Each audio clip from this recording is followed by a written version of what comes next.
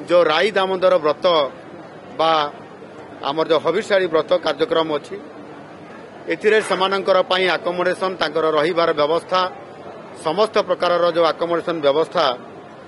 पुरी सहर रे 5टी स्थान रे रहिबा एवं प्रसाद सेवन ठीक समय कराइबा आ एकादशी रे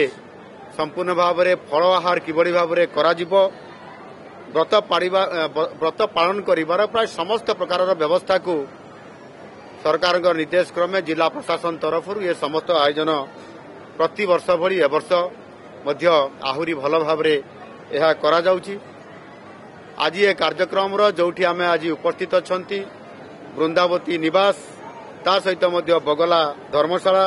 रेलवे टूरिस्ट कॉम्प्लेक्स रेलवे कल्याण मंडप और मोचीसाही कल्याण मंडप ठारे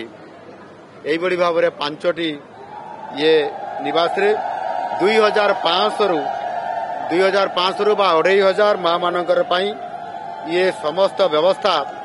इथिरे माँ मानकर समस्त केमती सुविधा रे हेबो कष्ट न पाइबे तथा समय समस्त कार्य को ठीक भाव में से करि पारिबे सेति पाई समस्त व्यवस्था को संपूर्ण एवं सुनिश्चित करा जायछि। चलित वर्ष ये समस्त व्यवस्था तांकर रहणी एवं सुविधा पाई प्रति वर्ष परि ए वर्ष मध्य तार बजेट रे व्यवस्था करा जायछि। चलित वर्ष 3 कोटी 30 लाख टंकारु अधिक व्यवस्था करा जायछि जहाँकि गत वर्ष तुलना रे 70 लाख अधिक माँ माने जेपरि भलरे व्रत पालन करिवे एवं ठीक समय जाइकरी महाप्रभु को दर्शन करि परिबे आ सेति पाई ए संपूर्ण दायित्व जिला प्रशासन को दिया जायछि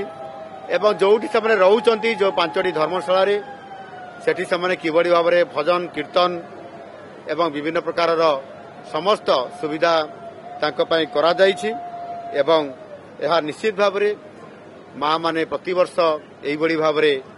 आसुथांतु तांकर समस्त सुविधा व्यवस्था सरकार के तरफ करा जाउछि कौन प्रकार असुविधा नहीं एवं समाने मध्य भारी खुशी अछंती समाने आम समस्त को सरकार को समस्त को आशीर्वाद करने सहित ये पूरा समाज को किभली भाव में भलरे समस्ते रहिबे सुखरे रहिबे शांति रे रहिबे आ सेतिपाई समस्ते आज एटी मंचरू आसिकरी मध्य समाने आशीर्वाद करि जाइछंती।